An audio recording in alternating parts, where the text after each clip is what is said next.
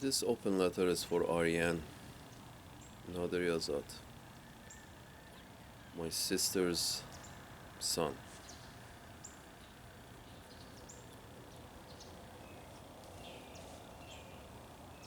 In continuation of the previous open letters that I sent you,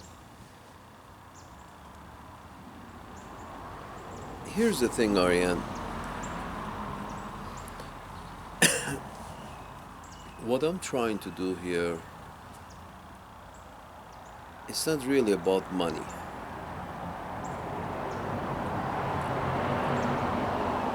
It's about accountability.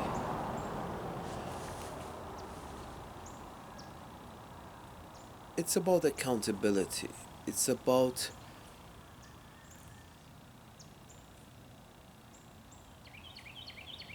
if I can't force the right action to be taken, at least I would like to tell people the wrong actions that were taken so other people can learn and other people understand that the truth cannot be hidden forever, so other people would behave. Other people, and including your mother and you guys and others, will understand that, will actually understand that you cannot hide the truth. Nobody can hide the truth forever.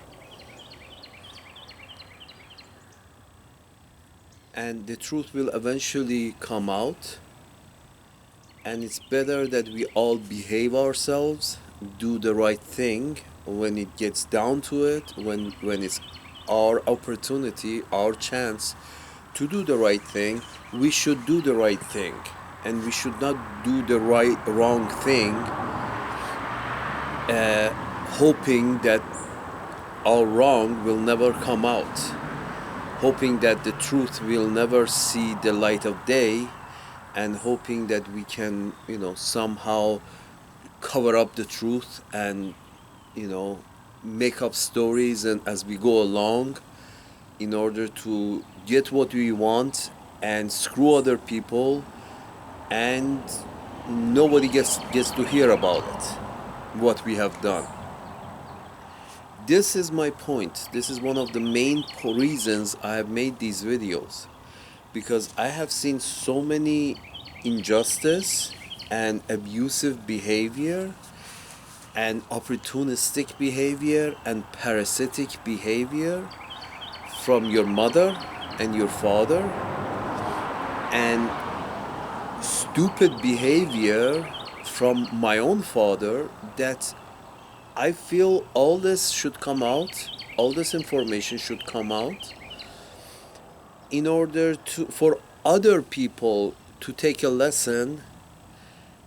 For example, a 10-year-old boy right now who's stuck, unfortunately, in such a family as I was stuck in when I was 10, with a sister who's 13 years older than him, and takes advantage in every way of her age, and takes advantage of her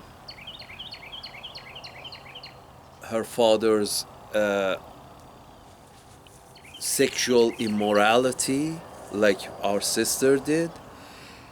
Take advantage of her sexuality, take advantage of her father's sexual immorality, take advantage of her age. You see, what I'm trying to do is, if a 10-year-old boy who's in a position that I was in 30 years ago, 40 years ago, that 10-year-old boy will see this video and understand that this is not normal, that such a behavior is not normal. And that boy would demand that a normal situation should take effect in his own household. Because you see, one of the problems with young age, young kids, is that they don't know any better. You put a young kid in a cage from age 2, that young boy will not know that this is wrong, because the boy or a girl, doesn't matter, the kid doesn't know that this is wrong because they haven't seen any better, they haven't read about anything better, they don't have the knowledge of recognizing wrong from right. So if you confine a small kid to a cage at an early age and keep the kid there for many years, it will grow up believing that the cage is normal, that all kids live in the little cages. If you cut his or her access off from the media, from getting the information, from learning that this is wrong, so the kid will grow up thinking, I don't know how many years you can keep a human being in a cage, but for as long as you keep the kid in a cage, it will grow up believing that this is the normal thing. And that's the case with abusive situations in the households, with unfair situations in the households. When there is an abusive situation, when there is an unfair situation in a household, uh, those whose rights have been, taken away, those whose uh, rights have been pummeled or disregarded, if they're young and they're ignorant, they don't know any better, they think it's normal. But the purpose of these videos that I'm making is basically to tell our own family and anybody else, all other kids out there, that this is not normal, that you have rights, you should be treated fairly in your own family at least, that all the siblings are equal, have an equal share to the family's resources. All the kids should have an equal share to the family's resources. Doesn't matter what they're good at and what they're not good at, what are their uh, aptitudes are, or what their aptitudes are not about. Somebody's aptitudes are in theoretical fields, somebody's aptitudes are in practical fields. It should not matter in their treatment in the household, in their own house, what their aptitude are. Basically, this is it. This is my point of making these videos, as well as communicating what has actually happened to me, to my brother, to our mother, at the hands of your mother, at the hands of our sister. In addition to bringing all that into the light of day, I like to help other kids, other families who are stuck in such abusive and unfair situations. I want them to know that this is not right. If you're stuck in an abusive and unfair situation in your own house, you should not stand for it. You should start talking about it. Don't put up with it. In fact, you, Arian, if all the money and resources of your family is going to, for Khurshid, your sister, or Shayda, because maybe your father has some sexual fantasies like my father did, and your father has some sexual preferences like my father did, and prefers girls over boys, then that's not right. These videos could help you to understand that it's not right. Doesn't matter the aptitude, doesn't matter the IQ, doesn't matter the any kinds of pretense or any kind of unfairness within a family, between the siblings, you should not stand for. is wrong and you should not stand for. If all the resources of your family is going to feed Khurshid and her wants, you should not stand for it. You should demand equality within your household. Does not matter who has what aptitude. Period. Because that's what's right. That's how families are formed. That's how unity in a family is kept. And that's how a good relationship between the siblings is kept if the siblings are treated fairly, equally with each other. If equality and fairness is prevalent in a family will never break up. The siblings will keep a good relationship all their life with each other, and everything will work out more or less good as long as fairness and equality prevails in a household. And from the videos that I've made, Arian, you can tell that the main reason that there is no unity in your mother's side of the family, there is no communication, there is no relationship as far as you have noticed, is just that because your mother, because fairness was not a top priority for your grandfather, for my father, for your mother's father. Fairness and equality was not a priority for him. He didn't understand it.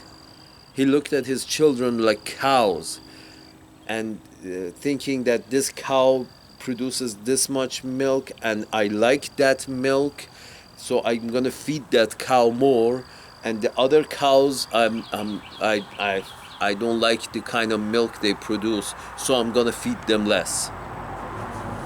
Basically, whatever he recognized as valuable was what your mother was producing, and others were also producing, but your grandfather didn't consider it as valuable, whatever the production was, and basically he liked females, so his preference was females, and he thought females have got something special between their thighs, and because of that pussy, they have to be given everything they want.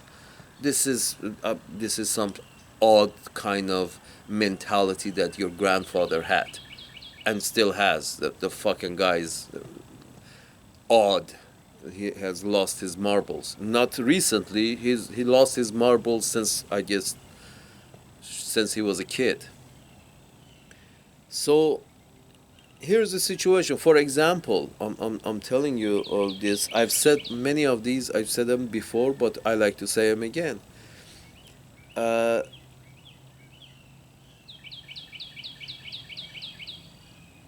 I remember distinctly, one of the things I remember from my childhood was that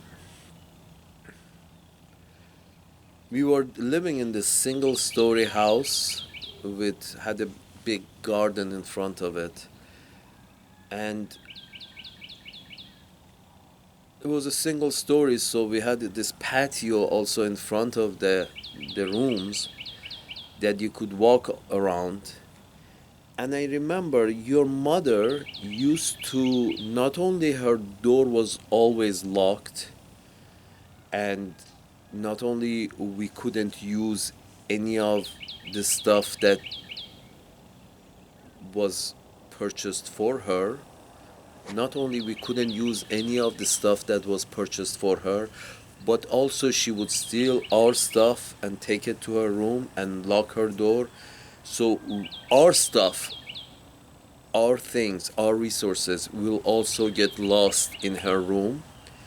All of that, consider, in addition to that, that her door was locked, and in order for and she wanted to prevent us When I say us, means me, my brother, my mother, our father. She wanted to prevent everybody from seeing inside her room and recognizing their own stuff that was stolen. So to prevent that, she had these curtains that on her window. She had the only room in the house which was a corner room that would get light from two sides. All other rooms will get light only from one side with one set of windows. Hers was the best room in the house with two points of light, two light coming from two sides because it was a corner room. And she had curtains on both of her windows that was opening outside to the patio, and it could, supposedly you could see through the window. She had those curtains closed all the time. All the time.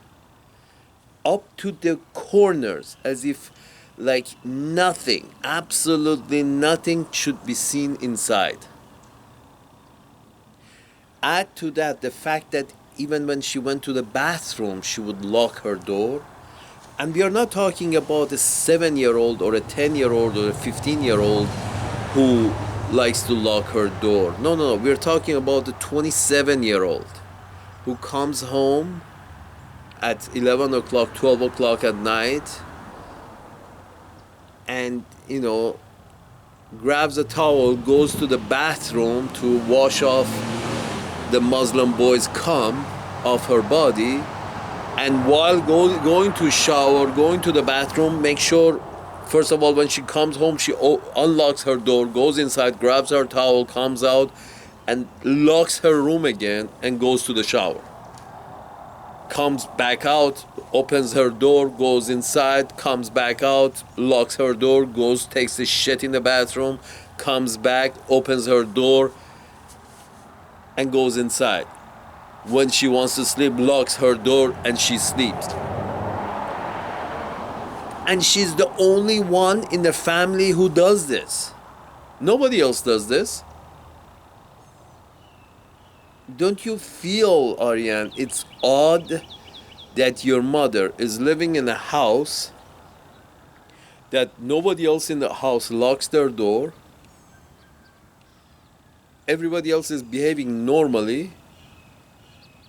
The abnormal one is your mother, who likes to keep her door locked all the time. And that's because she has a lot of stolen goods in other people's stuff in her room. She doesn't want them to find out.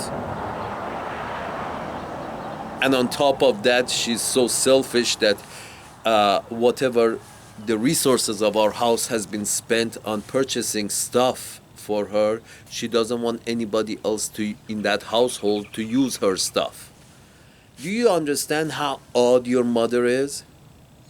Imagine that an average family has a specific income, and a specific amount of this income is set aside to be spent on resources for the kids to learn and grow. Imagine that if one book is purchased with the income, with the resources of this household, and this book is either purchased for your mother and she puts it in her room and locks it, or it's purchased for some other sibling, but your mother steals it after a while that nobody notices it. She takes it, puts it in her room, and locks her door. This is a resource that has been locked up. So if anybody else wants to read that same book, the resources has to be expanded again. More money has to be spent to purchase the same book that's already in this household. But no, this has been locked up for the personal use of one member of this household. So anybody in this house wants the same book, they have to go and purchase the same book again. because the first book has been locked up, rendered useless for the other members of the family because it's locked up. Do you understand how much waste of resources this situation brings about? Waste of resources in terms of the resources of the household has to be spent many times, at least twice, because one of the people living in this house likes to lock the resources up in her room. So whatever is purchased, if she likes it, she takes it to her room, she locks it up, and if other members of this family want that thing, to use that thing again, they have to go purchase it again. So we have to have like 2 stereo system for the house, one for your mother, Vida. We had to have 2 stereo system, which we didn't, because resources are limited in an average family living in Iran. Resources are limited. Nobody has enough money to buy 2 or 3 of everything. We are not talking about a king here. We are talking about an average fucking shit like your grandfather who has got a limited income. He can buy this thing once, and everybody has to be able to use this. He can't buy 2 of this. He can't buy 2 of everything. So, for example, a good Sony stereo system was purchased, and our sister got to lock it up in her room. Nobody else has access to it. And the house doesn't have a stereo system. So the house doesn't have a stereo system. If he had the money, supposedly would have been like, okay, 1 stereo system for Vida and 1 stereo system for the rest of the house. 1 TV for Vida and 1 TV for the rest of the house. So 1 tar musical instrument for Vida, 1 tar musical instrument for the rest of the house. 1 piano for Vida and 1 piano for the rest of the house. Do you understand how crazy that is? But this is how it was. Except that it wasn't. Our father didn't have the resources to buy 2 of everything. 1 for Vida, 1 for the rest of the family. So he only bought 1 of everything. But Vida your mother got to lock it up in her room. Do you understand how crazy it is? That the family is average middle class and has got more or less enough resources to purchase 1 of everything, but your mother wants to use those things personally and doesn't want anybody else to touch them. So the rest of the house is like living in a poorhouse. Her room is filled with resources, locked up, and the rest of the house is like a poorhouse. Until I reached the age of that I could go out and purchase books of my own. And that was like when I was like, I don't know, 16, 17, and I was in a situation that I could, walk around, get a taxi, get a bus, go purchase books of my own. Until that time, your mother had locked up 3 bookcases in her room. This was the books of all the family, all the books of the whole family. Anybody ever bought any books worth reading, she had locked them up in 3 bookcases in her room. Even the books belonging to my childhood, kids' books like the stick, very pictures. She just locked them up. She just locked them up so to keep them safe. Her room was the safe of our house. It was like with the lock and the key and with the big wheel, open the safe. She wants to go to the bathroom, then close the safe. She goes to the bathroom and come back. I had to wait until I reached 16, 17 that I could go purchase books on my own, and only then I was able to keep some books and read some books, because the rest of the books up to that age, your mother had locked all the books up in her room as well as everything else. This is not normal, Arian. Your mother is not normal. Vida Farukhnejad is not normal. The brain here doesn't work normal. She's hungry. She's greedy. She's just stupid. Out of her mind. This was when she was like 27, 28. This behavior was her behavior since I remember. I have memories since I was like 5, 6 year old, like everybody else. And from then, this has been her MO, modus operandi. This has been the way she behaved since I was, remember, since I was 5. And when I was 5, your mother was what, 18, 19, with 13 years age difference. Since I was 5, I remember your mother behaving like this till the day she left our house. She was like 31, married that cocksucker.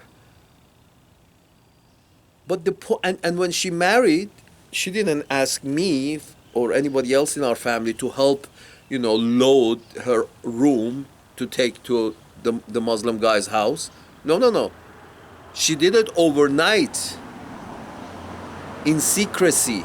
She brought in a couple of Muslim guys to load up a truck, couple of trucks to load up her room and take it to the Muslim guy's house. This is what belonged to the whole family, our family. And it was loaded up and taken to her house.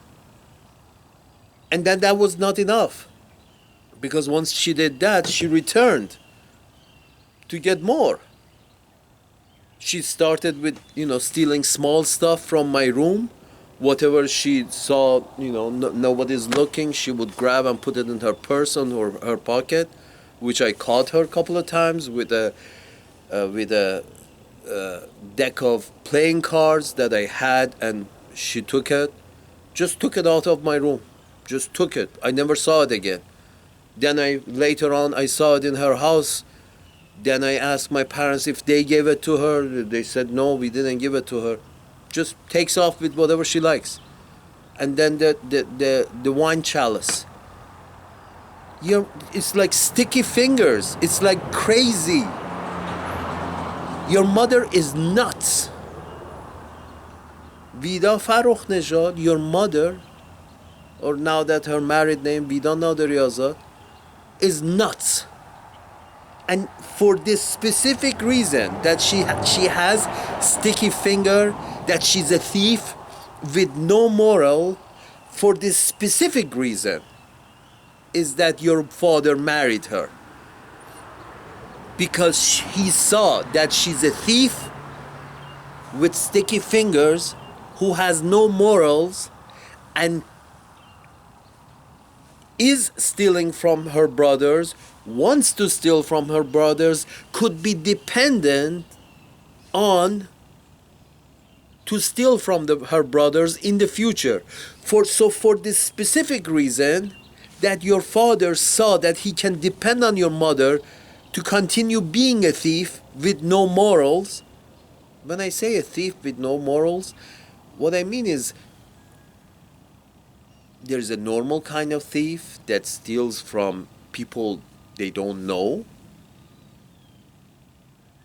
and they supposedly don't care about from the rest of the society, but they don't steal from their own wife or brother or sister or children. They don't steal from, people that is around them because they like them. They like to share with them what they have or what they come upon. You see, when you belong to a tribe, when you belong to a family, you happen to come upon something in your daily routine, you bring it to your house and you share it with your family, with your siblings, with your brother, with your mother, with your children, with your family. That's normal. You draw a circle, you include some people in that circle, and in that circle, the people you include are yourself, your brothers and sisters, your parents, your children. They're in that circle. And you try to, go out and work and bring resources in and share with these people. Your father recognized that your mother is not that kind. She steals from her own brothers. Your mother's circle is very small. The only person who fits in your mother's circle of interest is just herself. Not even her brothers or her mother or her father was within her circle of interest. The reason is her circle of interest was very small. It only included herself. And that's how the word selfish comes from. A person whose circle of interest only includes herself or himself. So she was like that. And your father really liked that part. Because your father is hungry. Was born in a poor family and hungry. And always looking to grab other people's stuff. Again, another thief. So he meets your mother, and what he sees is this. What your father sees in your mother from the first day is this. She's 18. She comes to the first day of the university. The first day of the university classes, she comes in with a brand new car. And she's 18. She's okay looking. But it's obvious that she's spoiled. She is spoiled. Somebody is spoiling this bitch. Somebody really likes that pussy.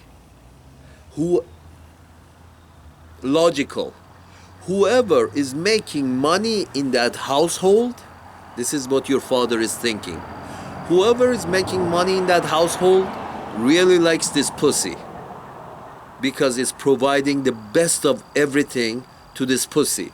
Now, he didn't know that our household was odd, that the best of everything was provided to your mother and the rest of us got shit.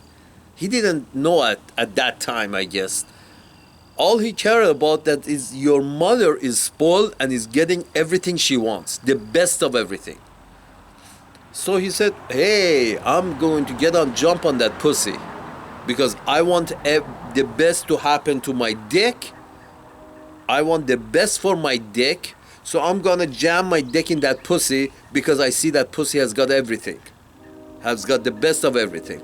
And I want the best for my dick and the best for my sperm. So I'm going to put my dick in that pussy that has already got everything. That has got the best of everything.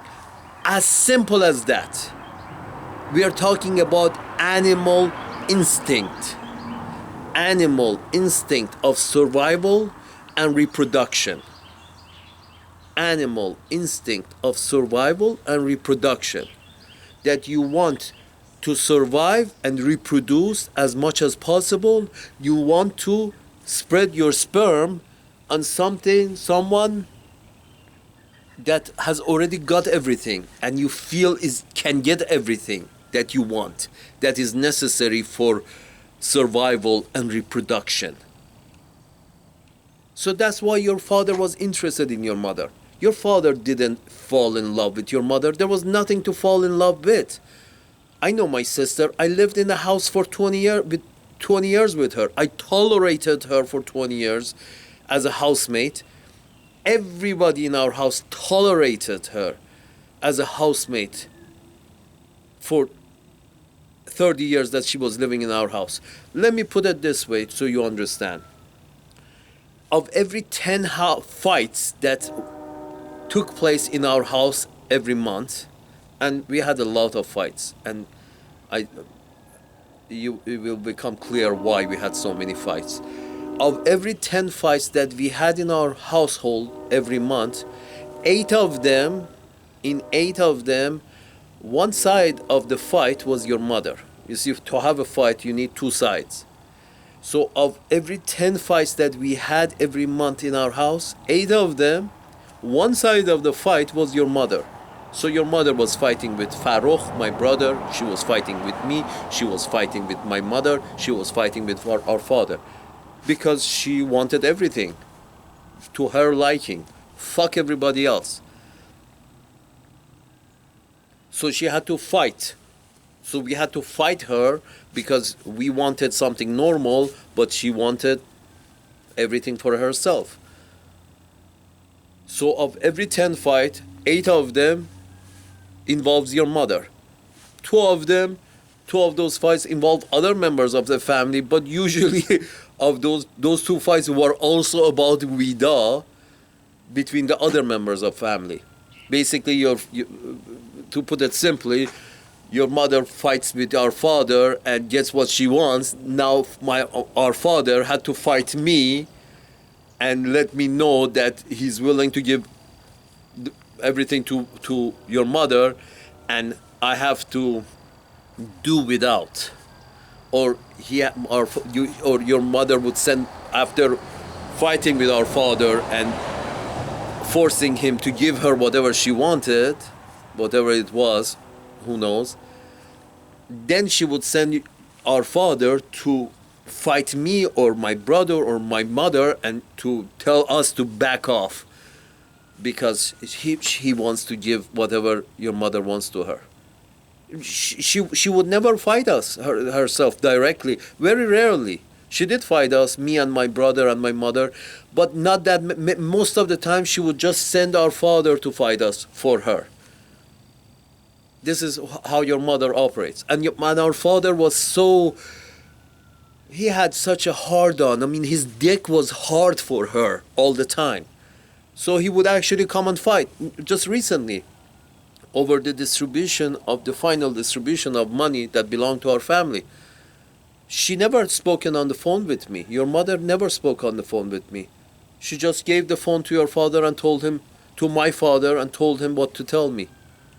Told my father to tell me that no, there is no more money left, and that's it, and this is all there is, and I'm not going to give you any more, and blah blah blah. But this is finished, done. This is it. Basically, brush me off. She doesn't even doesn't see necessary to get into an argument with me. She just sends our father to push me back, to push my brother back, to push my mother back. Everybody else, go fuck yourself. I have to give everything to my daughter here. It's crazy. It's crazy. It's crazy. It has always been crazy in our house. And again, I cannot blame your mother for all of this. Because unless she was raised like this, she became like this because she was raised like this. You can raise children as a parent. You can raise children to be good, sharing and caring and human beings, or you can raise your children to be assholes like your mother. It all goes back to the parent. And your grandfather was nuts. He was nuts. He didn't listen. He didn't read. He didn't learn. He just had a dick. And he just knew that every time he sees his daughter, his dick will get hard. Therefore, he would allow his daughter to have all the resources for herself and exclude everybody else from the family's resources. Period.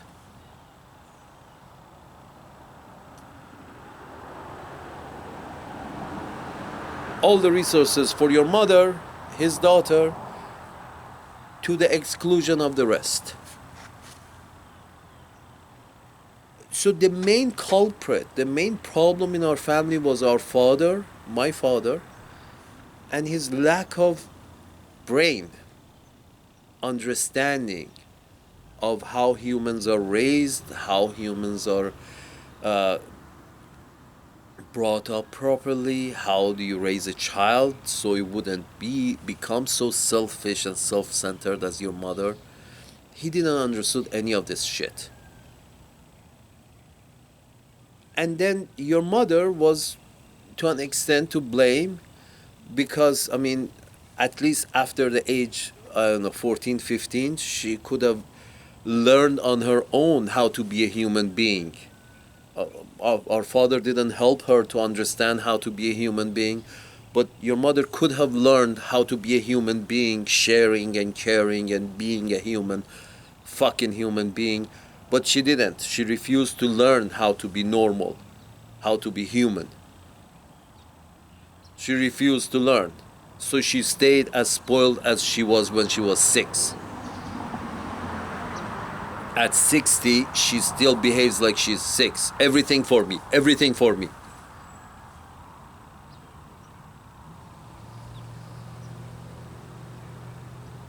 And to a very small degree, I blame your father, because your father is like a fly landing on shit. Your mother, my sister, is shit. Your father is a fly. He's passing by and he sees shit and he sees an opportunity to use this shit for his own benefit.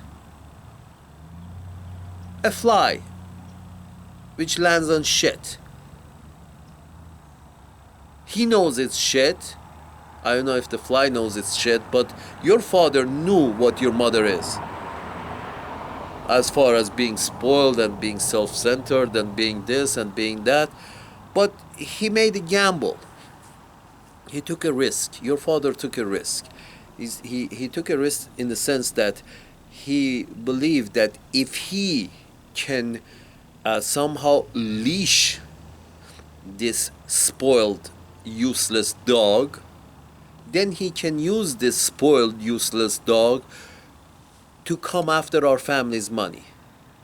You see what I'm saying? That was his objective. He took a risk. Instead of going and marrying a normal human being with, normal caring and sharing and normal mentality, he thought, okay, I will go and, marry this spoiled bitch. I know she has the personality of a fucking dog, but he was thinking that because she's spoiled, she gets to have everything she wants from her family because her father has spoiled her, and it's obvious that she's on top of him.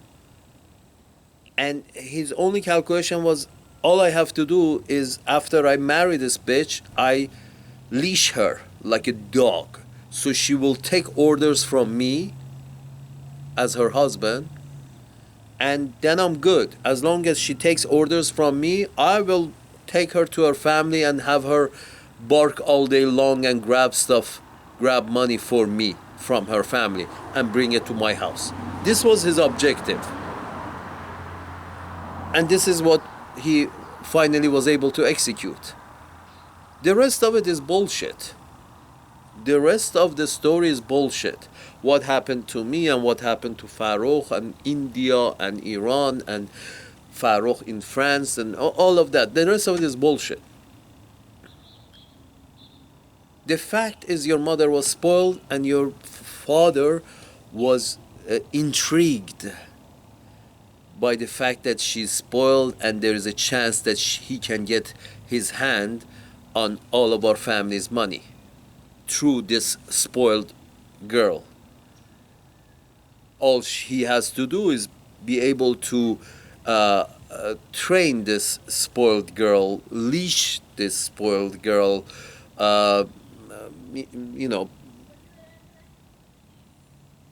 in order to have then be able to use her to have access to our family's money.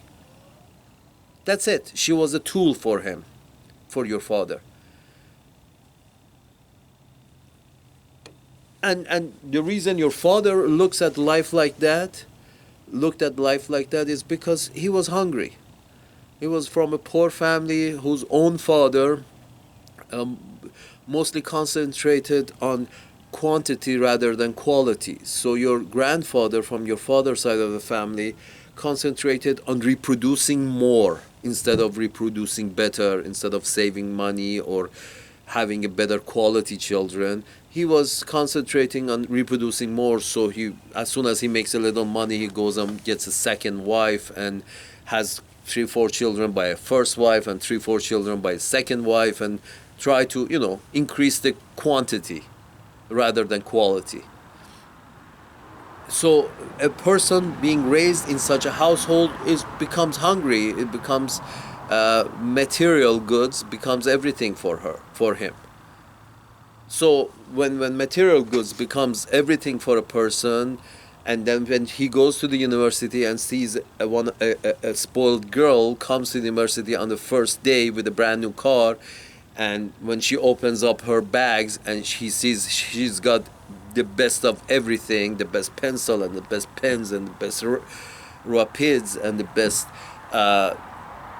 inks and the best papers and the best camera and the best fucking shit. So he realizes, I want to spread my seed on her.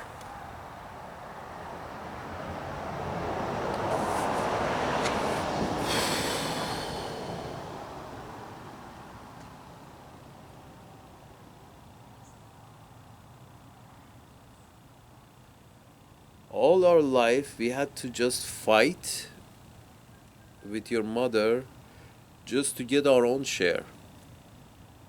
And many times we fight with your mother, and then your mother would go and rub her pussy on our father, and then somehow we found ourselves fighting with our father over our share. Just imagine that. We expected, as normal families do, me and my brother always expected our share, didn't materialize, our share didn't materialize. Then we would fight your mother to give us our share. She wouldn't, but then she would go and convince our father to come and fight us for her. So we would back off and let her have everything. This was the story of our house. This is the story of a man, our father, Arastu Farokh Nishad, who doesn't have a fucking clue in life. Just goes through life clueless of how to raise a family, how to behave, how to best try to keep your family together, how do you create unity in your family, how do you encourage your children to behave like a human being. All of this, none of this. Your grandfather didn't have a clue about any of this. And that's why a shit like your mother is raised. And that's why a shit like your father gets to have access to this family and its money and its savings. Because when you don't know what you're doing, you don't know what you're doing wrong. And when you don't know what you're doing wrong, you produce shit, and parasitic entities, opportunistic parasites, land on your useless production.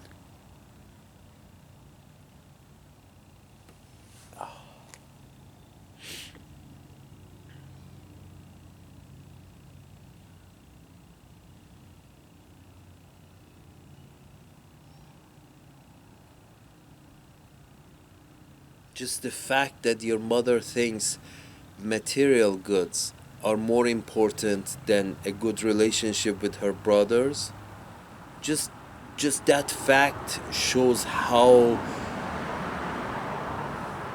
stupid, how irrelevant, how short-sighted your mother is, how much she's lacking,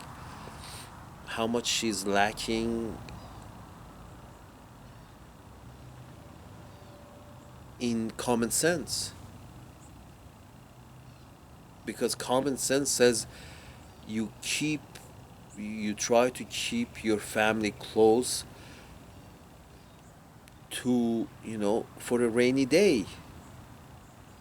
Money can be spent and goes away, but you can always count on your close family members in order to come through for you if something drastic happens and money is lost or money is gone away, or you lose the capacity to make money.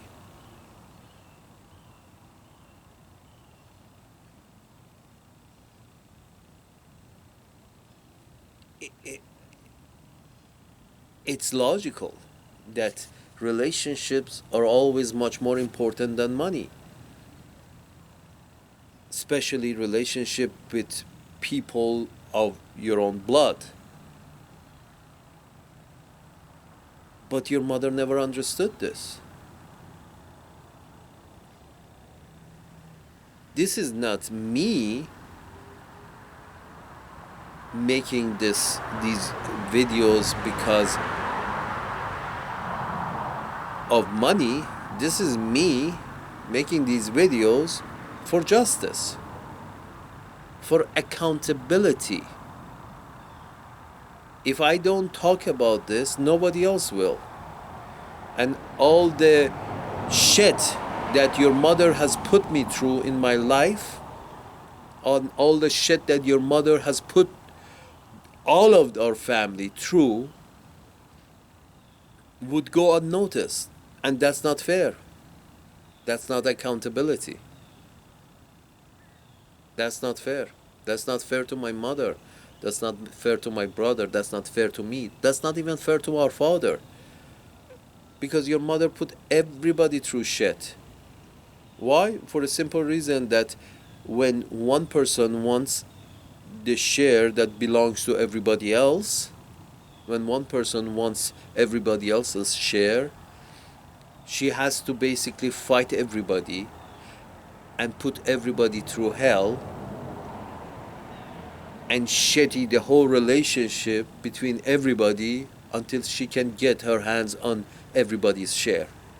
Just the mere fact of wanting other people's share, or the fact that not thinking that other people deserve a share, their own share, their fair share, just that fact is enough to force a person like me or my brother to divulge this information, to make sure at least the information sees the light of day. This is not just me. Your other uncle, Farooq, he's said many times that he's writing a book about what your mother has done, the relationship with your mother in our family, what our father has done, and the shit that he has forced the rest of the family through because of your mother. The shit that our father forced forced the rest of the family to endure because of your mother.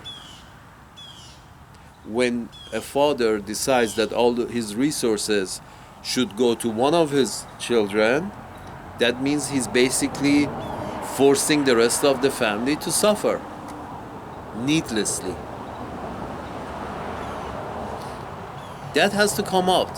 That has to be divulged. So at least it's a guiding light for other families. So their relationship would not suffer as ours have been.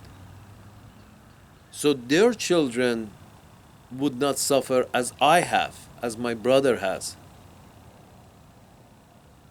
If they see their father is paying special attention to one of the girls in the family, they should recognize that's wrong. By hearing these videos, by reading my brother's book, they should recognize that special attention by their father to the young pussy in the family is wrong. And they should speak up right then and there. And not wait 20 years, 30 years, 40 years like me and my brother to speak up. Forget about family's reputation. Speak up right now. If you're being unfairly treated in your family, speak up. Speak up right now. Speak up loudly. Make videos just like I'm making. Put it on the internet and shame people into behaving fairly. That's the ultimate solution. We have to shame people into all of us.